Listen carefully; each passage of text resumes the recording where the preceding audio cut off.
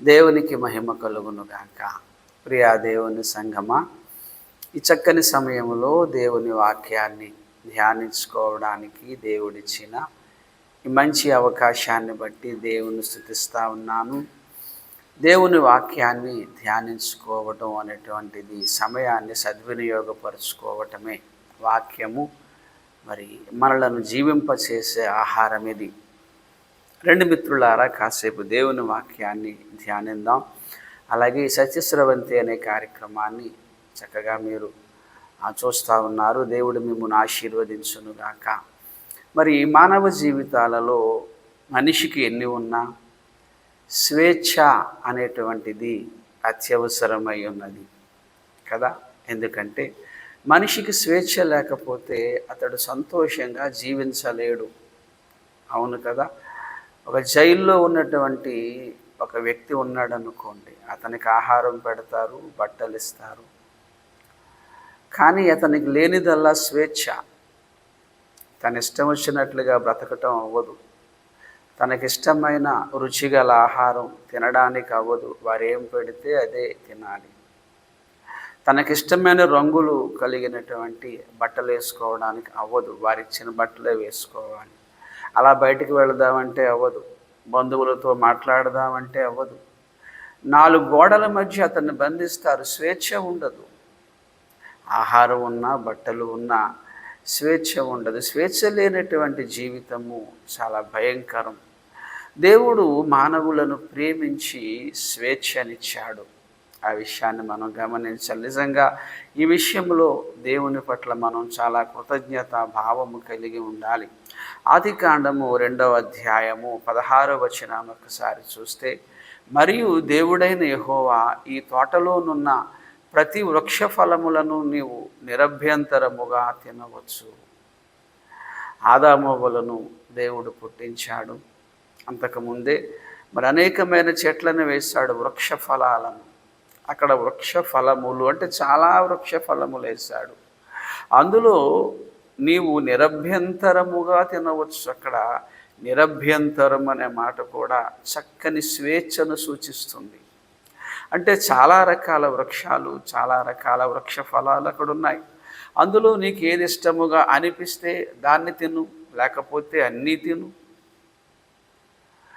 దేవుడు ఆదామవ్వలు జీవించడానికి ఒక్క చెట్టునే వేసి ఆ ఒక్క చెట్టు పండు మాత్రమే నువ్వు తినాలి అని చెప్పలేదు. చాలా చాలా రకాల వృక్ష ఫలాలు ఇచ్చాడు. అందులో మీకు నచ్చింది తినండి. ఈ కాలంలో మనం జీవిస్తూ ఉన్నాం కదా, ఆకుకూరలు, కాయగూరలు, అవి చాలా రకాలు ఉన్నాయి. అందులో మనకి ఏది ఇష్టమో అది మనం తింటాం. రకరకాల రంగులు, మనకిష్టమైన రంగు గల బట్టలు మనం వేసుకుంటాం. దేవుడు ఆ చక్కని స్వేచ్ఛను మానవులకు ఇచ్చాడు. ఆ స్వేచ్ఛను బట్టే మానవుడు సంతోషంగా జీవిస్తున్నాడు. నిజంగా మానవులకు ఇచ్చిన స్వేచ్ఛ పట్ల దేవుని మనం స్తుతించాలి. స్వేచ్ఛ అనేటువంటిది మానసికమైన సంతోషాన్ని మనిషికి ఇస్తూ ఉంటుంది. అయితే ప్రియులారా, అది జరిగినటువంటి విషయం ఏమిటి అంటే, ఈ స్వేచ్ఛ దుర్వినియోగపరచబడి మనిషిని పాపములోనికి తీసుకువెడుతుంది. అది కూడా మనం గమనించాలి కదా. ఆదాము అవ్వలకు చాలా రకాల వృక్ష ఫలాలు ఇచ్చాడు. అందులో మీరు ఎన్నైనా తినండి అన్నాడు, మంచిది. కానీ ఒక చెట్టును వద్దన్నాడు. వద్దన్నది ఒక చెట్టు వృక్ష ఫలాన్ని వద్దన్నాడు, దానిని తినొద్దన్నాడు.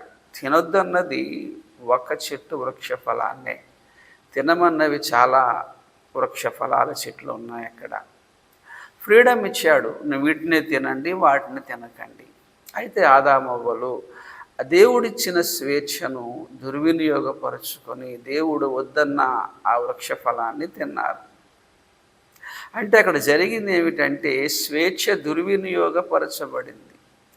బైబిల్లో ఈ భావాన్ని తెలియజేసే వచనాలు చాలా ఉన్నాయి. గలతీయులకు రాసిన పత్రిక 5వ అధ్యాయము 13వ వచనము, సహోదరులారా, మీరు స్వతంత్రులుగా ఉండుటకు పిలువబడితిరి. అయితే ఒక మాట, ఆ స్వతంత్రమును శారీరక క్రియలకు హేతువు చేసుకొనక ప్రేమ కలిగిన వారై ఒకనికొకడు దాసులై ఉండుడి. మీరు స్వతంత్రులుగా ఉండుటకు పిలువబడితిరి. అయితే ఒక మాట, ఆ స్వతంత్రము శరీర క్రియలకు హేతువు చేసుకొనక. స్వేచ్ఛను దుర్వినియోగపరుచుకోవద్దు. ఈ కాలంలో పాపం పెరగడానికి చాలా కారణాలలో ఒక కారణం ఏమిటి అంటే స్వేచ్ఛ దుర్వినియోగపరచబడటం. స్వేచ్ఛ తప్పు కాదు, స్వేచ్ఛ మంచిది. మనిషికి స్వాతంత్రము ఉండాలి, స్వేచ్ఛగా అతడు జీవించాలి. ఆ స్వేచ్ఛా జీవితము విచ్చలవిడిగా మారకూడదు. అది గమనించండి. దేవుడు మనం తినడానికి చాలా ఆహార పదార్థాలు ఇచ్చాడు కదా. ఏవైతే తినడానికి ఇచ్చాడో అందులో మనకు నచ్చినవి తినాలి, అది ఓకే. కానీ గడ్డి తింటాను, ఇంకేదో తింటాను, ఆరోగ్యాన్ని పాడు చేసేవి తింటాను, అది తప్పు. మరలాని అది అక్కడ స్వేచ్ఛ దుర్వినియోగపరచబడుతుంది. మనిషికి దేవుడు స్వేచ్ఛ ఇచ్చాడు, నిజంగా మానవులను ప్రేమించే ఇచ్చాడు, అది మంచిది. స్వేచ్ఛ మనలను సంతోషపరుస్తుంది, మంచిదే. కానీ స్వేచ్ఛ దుర్వినియోగపరచబడి అది పాపము వైపుకు తీసుకువెళుతుంది. స్వేచ్ఛ దుర్వినియోగపరచబడుతుంది. తప్పు దేవుడిచ్చిన స్వేచ్ఛది కాదు, ఆ స్వేచ్ఛను దుర్వినియోగపరచుకుంటున్నటువంటి మనిషిది తప్పు. ఇది గమనించాలి. 1 పేతురు 2వ అధ్యాయము 16వ వచనము. 1 పేతురు 2:16లో స్వతంత్రులయుండియు దుష్టత్వమును కప్పిపెట్టుటకు మీ స్వతంత్రమును వినియోగపరచక దేవునికి దాసులమని లోబడి ఉండుడి. ఇక్కడ దుష్టత్వాన్ని కప్పిపుచ్చుకోవడానికి మీ స్వతంత్రాన్ని మీరు వినియోగపరచొద్దు. చెడుకు వెళ్ళడానికి, చెడు మార్గాన ప్రయాణం చేయడానికి మీ స్వేచ్ఛను మీరు వినియోగపరచుకోవద్దు. అంటే స్వేచ్ఛ మంచిది, కానీ స్వేచ్ఛను సరిగా వినియోగించకపోవటం మంచిది కాదు. ఇది చాలా మనం జాగ్రత్తగా గమనించాలి. చాలా వచనాలు 1 కొరింథీ 8:9లో కూడా మనం చూస్తే, ఆయనను మీకు కలిగి ఉన్న ఈ స్వాతంత్రము వలన బలహీనులకు అభ్యంతరము కలగకుండా చూసుకొనడి. నీ స్వాతంత్రము మరొకరికి ఇబ్బంది పెట్టకుండా, నీ స్వేచ్ఛ పాప మార్గమున ప్రయాణం చేయకుండా, స్వేచ్ఛ దుర్వినియోగపరచకుండా మనం జాగ్రత్త పడాలి. మనము స్వేచ్ఛను దుర్వినియోగపరుచుకుంటూ స్వేచ్ఛనిచ్చిన దేవుడు తప్పు చేశాడు అనడం తప్పు. ఇప్పుడు యూదా వ్రాసిన పత్రిక 1వ అధ్యాయం 4లో కృపను కామాతురత కొరకు దుర్వినియోగపరచుచు. దుర్వినియోగం అనే పదం ఉంది. వీళ్ళు కామాతురత కొరకు దుర్వినియోగపరుస్తున్నారు. దేనిని? కృపను. పర్లేదులే, దేవుడు క్షమించేస్తాడులే. చాలామంది అభిప్రాయాలు ఇవే. దేవుడు కృప చూపిస్తాడు, దేవుడు క్షమిస్తాడు, దేవుడు ప్రేమిస్తాడు అని అనుకుంటూ దేవునికి గల ఆ సద్గుణాలను వాళ్ళు దేని కొరకు దుర్వినియోగపరుచుకుంటున్నారంటే కామాతురత కొరకు. చాలామంది అభిప్రాయం ఏమిటంటే పర్వాలేదు, దేవుడు క్షమించేస్తాడు, మనం తప్పు చేసినా పర్వాలేదు అనుకుంటూ దేవుని యొక్క క్షమాపణ గుణాన్ని వారు తప్పు చేయడానికి అనుకూలంగా వాడుకుంటున్నారు. వాళ్ళు దేవుని యొక్క కృపను కామాతురత కొరకు వాడుకుంటున్నారు. దేవుని చూపించే ప్రేమను దుర్వినియోగపరుచుకుంటున్నారు. ఈ దుర్వినియోగపరుచుకోవడం తప్పు తప్ప కృప తప్పు కాదు, క్షమించటం తప్పు కాదు, ప్రేమ తప్పు కాదు, మానవులకి ఇచ్చిన స్వేచ్ఛ తప్పు కాదు. ఈ విషయాన్ని మనం గమనించాలి మిత్రులారా. స్వేచ్ఛ మంచిది, స్వేచ్ఛ ఉండాలి. మానవ జీవితంలో స్వేచ్ఛ లేకపోతే అతడు సంతోషంగా జీవించలేడు. స్వేచ్ఛ అవసరమే. మానవులకు స్వేచ్ఛనిచ్చినటువంటి దేవునికి మహిమ కలుగునుగాక. ఖచ్చితముగా స్వేచ్ఛ అనేటువంటిది మంచిది. స్వేచ్ఛను దుర్వినియోగపరుచుకునే మానవుడు చెడ్డవాడవుతాడు తప్ప స్వేచ్ఛనిచ్చినటువంటి దేవుడు చెడ్డవాడు కానే కాడు. ఈ విషయాన్ని పదే నేను ఎందుకు చెప్తున్నానంటే ప్రియులారా, ఎందుకు దేవుడు ఆ చెట్టును వేయాలి ఆదాము హవ్వలకు? పోనీ ఏదో వేశాడు. వాళ్ళకి స్వేచ్ఛను ఎందుకు ఇవ్వాలి? ఆ పండు తినకుండా దేవుడు ఆదామవ్వలను ఆపేయొచ్చు కదా. సాధారణంగా ఈ ప్రశ్న నాస్తికులే వేస్తున్నారు అని అనుకుంటారు చాలామంది. నాస్తిక భావాలు కలిగిన ఆస్తికులు కూడా కొందరు సమాజంలో ఉన్నారు. అలాంటి వారు కూడా చాలామందిని మనం చూస్తూ ఉన్నాం. వాళ్ళు దేవుడు లేడు అనేవాడు ఇలాంటి విమర్శలు చేస్తూ ఉంటారు. వాళ్ళు నాస్తికులు ఎప్పుడూ కూడా దేవుణ్ణి తప్పు పట్టడానికి, వాక్యాన్ని తప్పు పట్టడానికి వాళ్ళు ప్రయాసపడుతూ ఉంటారు. ఓకే, వారిని పక్కన పెట్టండి. దేవుడు ఉన్నాడని నమ్మే కొందరు ఇలాంటి ప్రశ్నలు రేకెత్తిస్తూ ఉంటారు. అందుకే నాస్తిక భావాలు కలిగినటువంటి ఆస్తికులు అంటాను వీళ్ళు. దేవుడు లేడు అనేవాడు వాడు ఎలాగా ఇష్టానుసారంగా వాక్యాన్ని తప్పు పట్టాలని చూస్తారు. కానీ దేవుడు ఉన్నాడనేవారు కూడా, దేవుణ్ణి నమ్మేవారు కూడా ఇలాంటి ప్రశ్నలు వారి హృదయంలో ఉంటాయి. అప్పుడప్పుడు అడుగుతూ ఉంటారు కూడా. అంటే వీరి విశ్వాసము అల్ప విశ్వాసముగా చెప్పుకోవచ్చు. అవిశ్వాసులు బైబిల్ను తప్పుపడతారు. విశ్వాసులు వాక్యము పట్ల స్థిరమైన అభిప్రాయాన్ని కలిగి ఉంటారు. అటు ఇటు కాకుండా అల్ప విశ్వాసులు ఉంటారు చూసారా, వీళ్ళకి ఇలాంటి సందేహాలు వస్తూ ఉంటాయి. దేవుడు ఎందుకు ఆ చెట్టు వేశాడు? కొన్ని చెట్టు వేశాడు, పండు తినకుండా దేవుడు ఆపగలడు కదా, ఎందుకు ఆపలేదు? అలా జరగటం వల్లనే కదా లోకమంతటికి ఇంత పాపం వచ్చేసింది. అనేకులు ఈ శిక్షలోనికి వెళ్ళిపోతున్నారు, నిత్యాగ్నిలోనికి వెళ్ళిపోతున్నారు. దేవుడు ఎందుకు ఆ పండు తినేటట్టు చేశాడు? తినకుండా ఆపేయచ్చు కదా. అంటే ఆ పండును తినకుండా స్వేచ్ఛ లేకుండా ఉండొచ్చు కదా, అలాగా చేయొచ్చు కదా. అది వారి యొక్క ప్రశ్న లేక వారి యొక్క అభిప్రాయం కావచ్చు. ప్రియమిత్రులారా, దేవుడు మానవులను ప్రేమించి ఎన్నో ఇచ్చాడు కదా.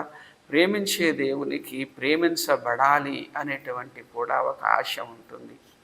ఈ విషయాన్ని మనం గుర్తించాలి. ప్రేమించేవాడికి ప్రేమించబడాలని ఉంటుంది. దేవుడు మానవుల నుండి ప్రేమను కోరుకుంటున్నాడు కదా. ఆజ్ఞలలో ప్రాముఖ్యమైన ఆజ్ఞ ఏమిటి అంటే, నీ పూర్ణ హృదయముతో, నీ పూర్ణ మనస్సుతో దేవుణ్ణి ప్రేమించు.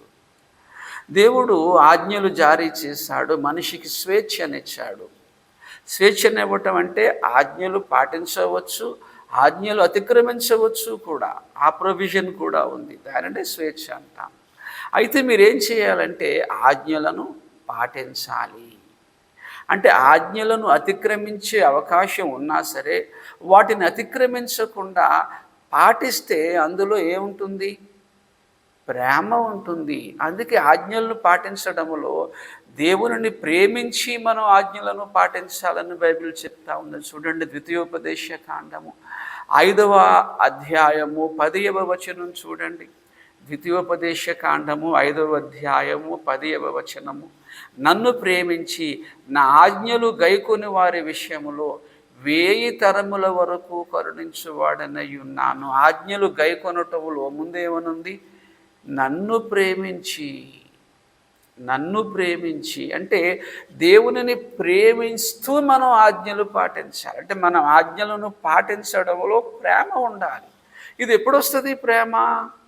మనకు స్వేచ్ఛ ఉన్నప్పుడే కదా వస్తుంది. స్వేచ్ఛ లేకుండా ఓన్లీ మనం ఆజ్ఞలను పాటించేటట్టుగా దేవుడు మనల్ని డిజైన్ చేసేసాడు అనుకోండి, అప్పుడు ప్రేమ ఉంటుందా? అప్పుడు మనిషికి రోబోకి తేడా ఉంటుంది.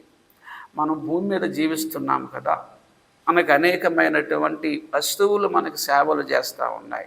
ఫ్యాను మనకు గాలి వేస్తుంది, ఏసీ వాతావరణాన్ని చల్లబరుస్తూ ఉంటుంది, వాషింగ్ మెషిన్ బట్టలు ఉతుకుతూ ఉంటుంది. ఇవన్నీ కూడా మనకు సేవ చేస్తున్నాయి కదా. కానీ అవి మనలను ప్రేమిస్తున్నాయి అని మనం చెప్పగలమా? మా ఇంట్లో ఏసీ నన్ను ప్రేమిస్తుంది, మా ఇంట్లో వాషింగ్ మిషన్ నన్ను ప్రేమిస్తుంది, మా ఇంట్లో ఫ్యాను నన్ను ప్రేమిస్తుంది, నా మోటార్ సైకిల్ నన్ను ప్రేమిస్తుంది, నా కారు నన్ను ప్రేమిస్తుంది, ఇలా మనం చెప్పగలమా? చెప్పలేము. ఎందుకంటే అవి మెషిన్లు, అవి వాటికి ప్రోగ్రామింగ్ సెట్ చేసేసారు. ఆ వాషింగ్ మిషన్లో బట్టలు వేస్తే ఆ బట్టల్ని క్లీన్ చేసేటట్టుగా డిజైన్ చేసేసారు, అంతే కదా. అదొక యంత్రం. అది అందులో ప్రేమ, దయ ఏమీ ఉండదు. నా వాషింగ్ మెషిన్ నా బట్టలు ఉతుకుతుంది, అలాగే నా భార్య కూడా నా బట్టలు ఉతుకుతుంది. రెండింటికి తేడా ఉందా? నా భార్య నా బట్టలు ఉతుకుతుందంటే నన్ను ప్రేమించి ఉతుకుతుంది. అవునా కదా? ఎస్.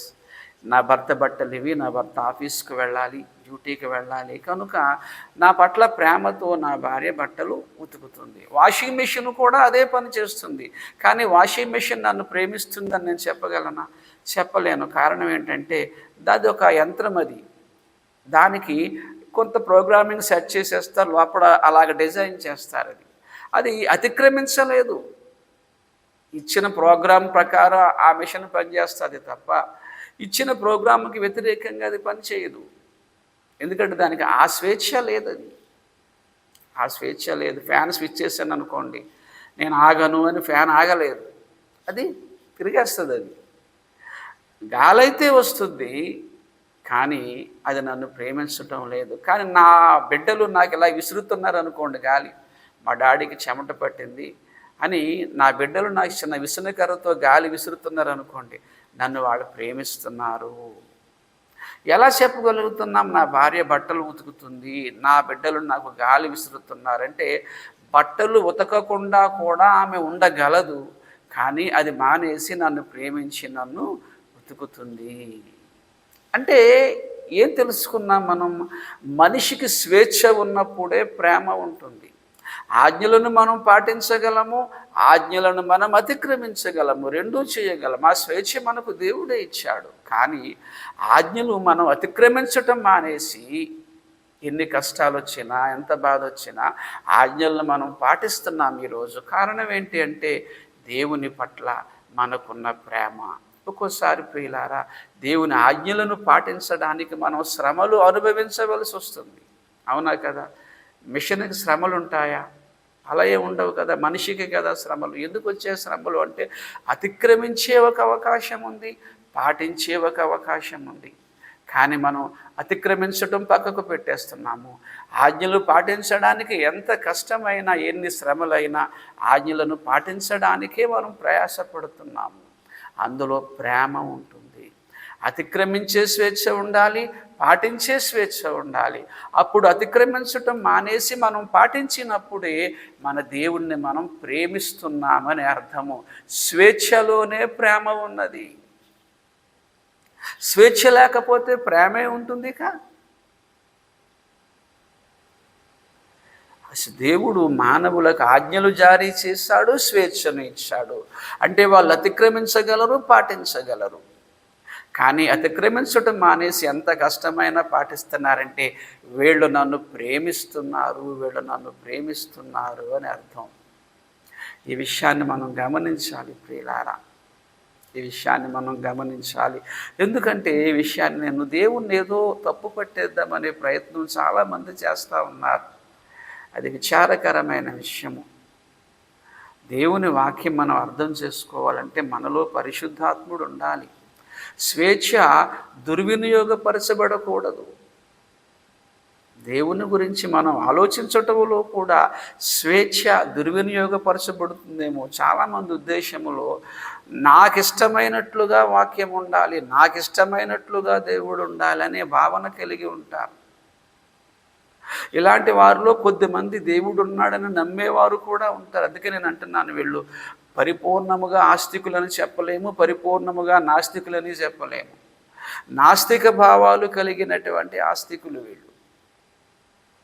వీళ్ళకి ఏంటంటే వీళ్ళ ఇష్ట ప్రకారం వాక్యం ఉండాలి. దేవుడి మహాసృష్టిని చేశాడు, ఆయన చిత్త ప్రకారం చేస్తాడా, మన చిత్త ప్రకారం చేస్తాడా? నువ్వు నీ ఇల్లును కట్టుకున్నావు, నీ ఇష్ట ప్రకారం కట్టుకుంటావా, ఇంకొకరి ఇష్ట ప్రకారం కట్టుకుంటావా? సృష్టికర్త అయినటువంటి దేవునికి సృష్టి మీద అధికారం ఉన్నది. ఆయన ఇష్ట ప్రకారంగా ఆయన చేస్తాడు. సో దేవుడు మానవుల నుంచి ప్రేమను కోరుకుంటున్నాడు. ద్వితీయోపదేశ కాండము 30వ అధ్యాయము 15వ వచనము. ద్వితీయోపదేశ కాండము 30వ అధ్యాయము 15లో ఒకసారి మనం చూస్తే, నేడు నేను జీవమును మేలును మరణమును కీడును నీ ఎదుట ఉంచి ఉన్నాను. జీవమును మేలును. బాగుంది ఇది. మరణమును కీడును, దాంతోపాటు ఇది కూడా జీవమును మరణమును మేలును కీడును నీ ఎదుట ఉంచి ఉన్నానంటే ఆ చాయిస్ ఇచ్చాడు, స్వేచ్ఛనిచ్చాడు. ఇచ్చి నీవు బ్రతికి విస్తరించున్నట్లుగా నీ దేవుడైన యెహోవాను ప్రేమించి ఆయన మార్గములందు నడుచుకొని ఆయన ఆజ్ఞలను కట్టడలను విధులను ఆచరించమని నేడు నేను నీకు ఆజ్ఞాపించి తిని. ఇక్కడ ఆజ్ఞలను పాటించు, కట్టడలను పాటించు అని చెప్పడానికి ఏముంది? నీ దేవుడైన యెహోవాను ప్రేమించి అంటే ప్రేమతో ఆజ్ఞలు పాటించు, ప్రేమతో ఆజ్ఞలు పాటించు. అంటే ఆజ్ఞలను పాటించడంలో నా దేవుడు నాకు ఆజ్ఞలు జారీ చేశాడు, నేను పాటిస్తాను. ఆయన నా తండ్రి, నేను ఆయన బిడ్డను, నా తండ్రికి నేను విధేయుడుగా ఉండాలి అనే ప్రేమతో మనం ఆజ్ఞలు పాటించాలి. సో ఆ ప్రేమ ఎప్పుడు వస్తుంది అంటే అతిక్రమించగలిగే ఆ స్వేచ్ఛ కూడా మనిషి కలిగి ఉండాలి, ఆ ప్రొవిజన్ కూడా ఉండాలి. మనిషి బాడీని దేవుళ్ళకి మనిషి యొక్క మైండ్ని ఓన్లీ ఆజ్ఞలు పాటించేటట్టుగా మాత్రమే డిజైన్ చేశాడు అనుకోండి, ఇంకా ప్రేమ ఉండదప్పుడు. మనం ఆజ్ఞలు అలా పాటించేస్తామంతే, ప్రేమ లేకుండా పాటించడం దేనికి? అందుకే దేవుడు చెప్పాడు, నీ పూర్ణాత్మతో నీ పూర్ణ హృదయముతో అనే మాట ఎందుకు వచ్చింది? స్వేచ్ఛ లేకపోతే పూర్ణాత్మ పూర్ణ హృదయం ఉండదు. ఒక మెషిను ఎలా పనిచేస్తుందో మానవుడు కూడా అలాగే పనిచేసేస్తున్నాడు, అలాగే ఆజ్ఞలు పాటించేస్తూ ఉంటాడు. స్వేచ్ఛనివ్వకుండా ఆజ్ఞలు పాటించేలాగా మాత్రమే మనిషి యొక్క మైండ్ని దేవుడు డిజైన్ చేస్తే, అలాంటి ప్రోగ్రామ్స్ మన మైండ్లో సెట్ చేస్తే దేవుడు ప్రేమను పొందుకోలేడు. ఒక యంత్రం పని చేస్తున్నట్టుగా మనము పని చేయాలి అప్పుడు. కానీ దేవుడు మానవుల నుంచి ప్రేమను కోరుకుంటున్నాడు. మేలును కీడును ఇచ్చాడు. ఇది మేలు ఇది కీడు అని చెప్పాడు. ఏది మేలో ఏది కీడో కూడా చెప్పాడు కదా. ఈ పండు తిను, ఈ పండు తినొద్దు చెప్పాడు.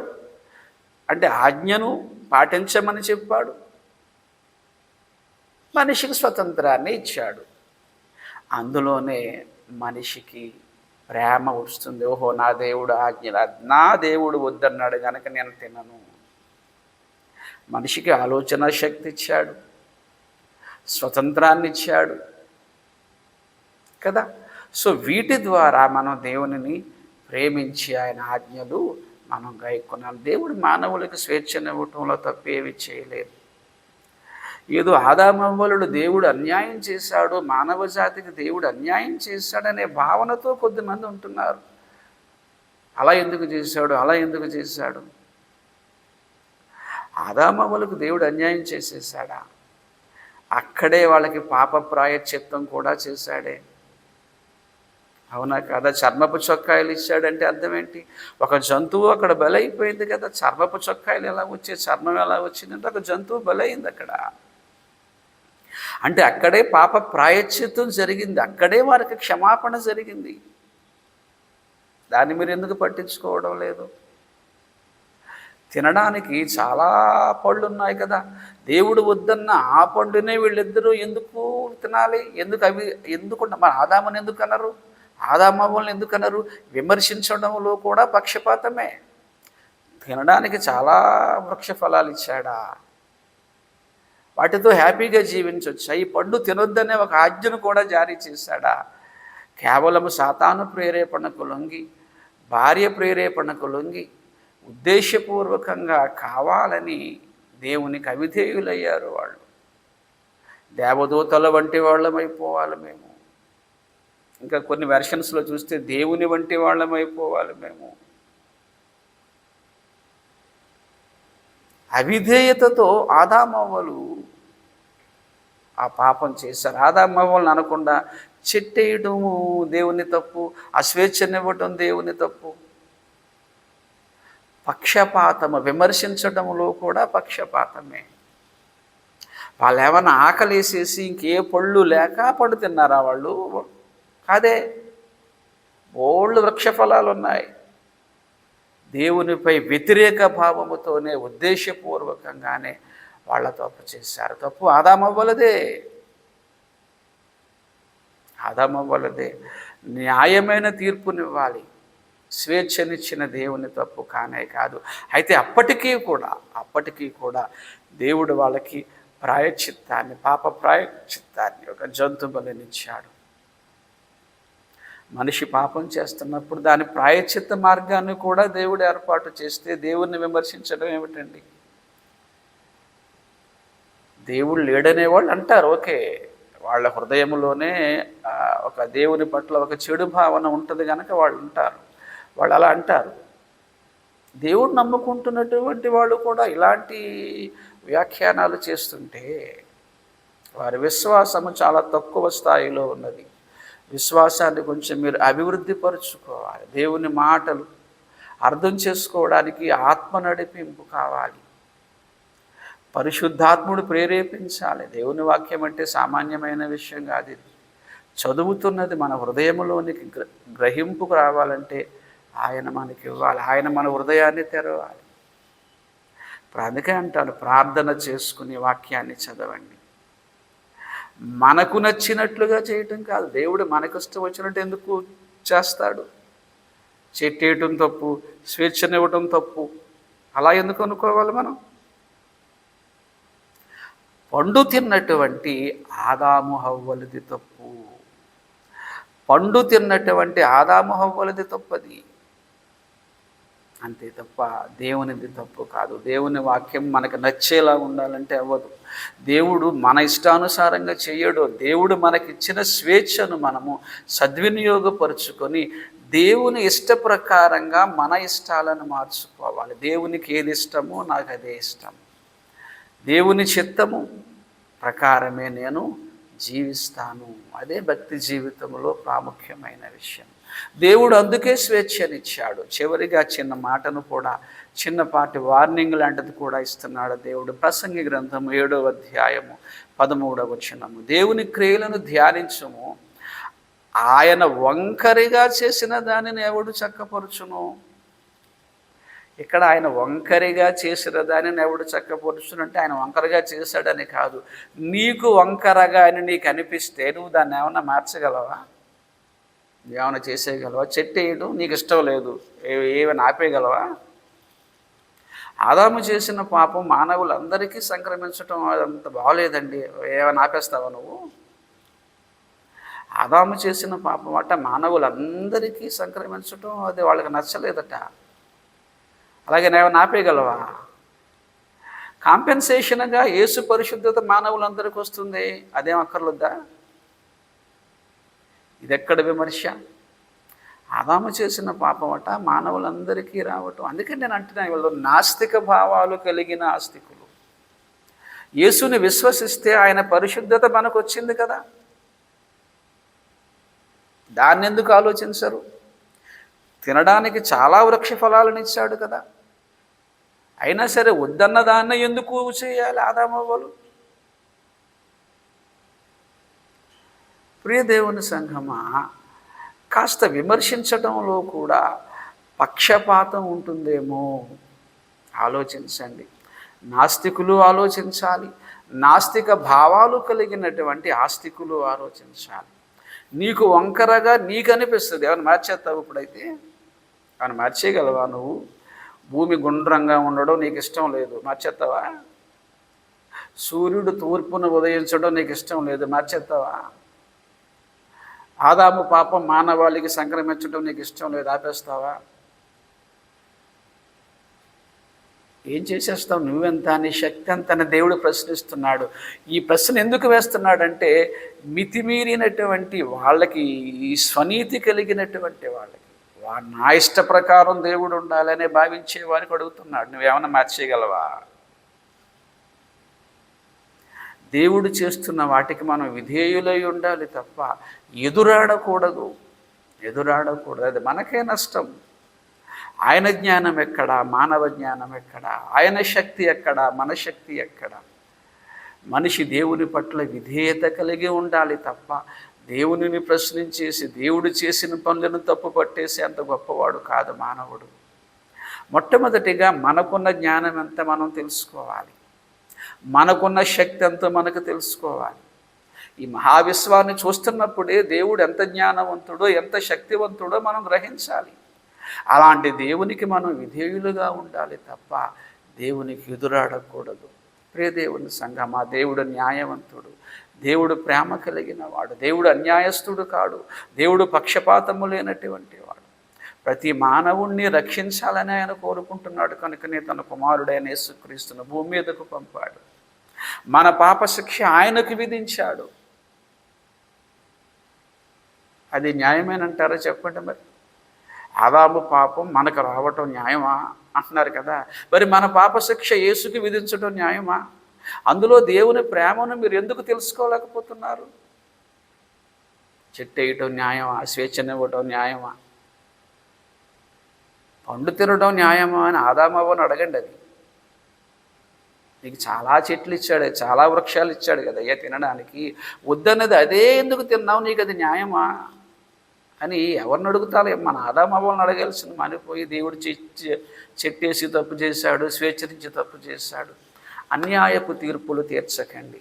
దేవుడు న్యాయవంతుడు, ఆయన జ్ఞానవంతుడు. ప్రతి మనిషి రక్షించబడాలని ఆయన ప్రేమ కలిగి ఉన్నాడు. ఆయన ప్రేమను అర్థం చేసుకోండి. మన నుంచి కూడా ఆయన ప్రేమను కోరుకుంటున్నాడు. కనుకనే స్వేచ్ఛనిచ్చాడు. స్వేచ్ఛలోనే ప్రేమ పుడుతుంది. స్వేచ్ఛ లేకపోతే ప్రేమ ఉండదు. ఇక ఆటోమేటిక్గా మనం అన్ని ఆజ్ఞలు పాటించుకుంటే అలా వెళ్ళిపోతాము. అందులో ప్రేమ ఉండదు. ప్రేమ ఉండాలంటే ఆజ్ఞలను అతిక్రమించగలిగే ఆ అవకాశము ఉండాలి, ఆజ్ఞలను గైకొనే ఆ అవకాశం కూడా ఉండాలి. ఈ రెండు అవకాశాలలో మనము మేలైన దానిని ఎన్నుకోవాలి. అంటే ఆజ్ఞలను గైకొనాలి. ఎందుకు అంటే దేవుని పట్ల మనము ప్రేమతో ఆజ్ఞలను పాటించాలంటే స్వేచ్ఛ ఉండాలి. పరిశుద్ధాత్మ దేవుడు మనందరికీ గ్రహింపు కలుగ చేయునుగాక. దేవుడు న్యాయవంతుడు, దేవుడు జ్ఞానవంతుడు, దేవుడు ప్రేమ కలిగినటువంటి వాడు. ఇందులో ఏమాత్రమూ సందేహము లేదు. మానవ జ్ఞానము పరిమితమైనది. కొన్ని విషయాలు అర్థమవుతాయి, కొన్ని విషయాలు అర్థం కావు. ప్రార్థన చేస్తే దేవుడు మనకి గ్రహింపునిస్తాడు. నేను ఏదో చదివేస్తే వచ్చేస్తుంది, నేనేదో మేధావిని అని మన స్వచిత్తాన్ని మన మీద మనం ఆధారపడితే వాక్యం మనకు అపార్థం అవుతుంది. కనుక మిత్రులారా, దైవ సహాయముతో వాక్యాన్ని చదవండి, ప్రార్థనాపూర్వకంగా వాక్యాన్ని చదవండి. దేవుడు ఖచ్చితంగా మనకు గ్రహింపునిస్తాడు. పరిశుద్ధాత్మ దేవుడు అందుకు సహాయం చేయునుగాక. ప్రార్థన చేసుకుందాం. ప్రేమ కలిగిన ప్రియ పరిశుద్ధ తండ్రి, న్యాయవంతుడా, జ్ఞానవంతుడా, శక్తిమంతుడా, ప్రేమ కలిగిన వాడా, స్తుతులు స్తోత్రాలు దేవా. మీరు మమ్మలను ప్రేమిస్తున్నారు, మా నుంచి ప్రేమను కోరుకుంటున్నారు. కనుకనే మీరు మాకు స్వేచ్ఛనిచ్చారు. అందును బట్టి మిమ్మల్ని స్తుతిస్తున్నాము తండ్రి. మీరు ఇచ్చిన స్వేచ్ఛ చాలా మంచిది ప్రభువా. స్వేచ్ఛను దుర్వినియోగపరుచుకుంటున్న మేమే చెడ్డవాళ్ళము తప్ప స్వేచ్ఛనిచ్చినటువంటి మీరు మంచివారే తండ్రి. ప్రభువా, మీ మీద నేరము మోపేంత గొప్పవాళ్ళము కాదు, మీరు చేసిన పనులను తప్పు పట్టేంత గొప్పవాళ్ళము కాదు. మేమెంతటి వారము, మా జ్ఞానమే పాటిదయ్యా. మమ్మల్ని క్షమించండి దేవా. మీ మాటలను అర్థం చేసుకోవడానికి మాకు విధేయత కలిగిన మనస్సునివ్వండి అయ్యా. విధేయతతో మీ వాక్యాన్ని మేము అంగీకరించి, విశ్వాసముతో మీ వాక్యములో ఉన్నటువంటి సత్యాలను మేము గ్రహించి తండ్రి, వాక్య ప్రకారంగా జీవిస్తూ మిమ్మును ప్రేమిస్తూ ప్రేమతో ఆజ్ఞలను పాటిస్తూ, మీరు మాకు ఇచ్చిన స్వేచ్ఛను ఉపయోగించుకొని మిమ్మును ప్రేమిస్తూ మీ ఆజ్ఞలను గైకొంటూ ఆ పరలోకానికి వచ్చే ఈ ప్రయాణంలో, ఈ ప్రయాసలో, ఈ ప్రయత్నంలో మీరు మాకు సహాయము చేయమని యేసువారి పేరిటి ప్రార్థన అడిగి వేడుకొనుచున్నాము తండ్రి. ఆమెన్. ఇప్పుడు మన తండ్రి అయిన దేవుని ప్రేమయు, కుమారుడైన యేసుక్రీస్తు వారి కృపయు, పరిశుద్ధాత్మ దేవుని అన్యోన్య సహవాసం ఇప్పుడు ఎల్లప్పుడూ సదాకాలము మనందరిపై తోడైండునుగాక. ఆమెన్. వందనాలండి.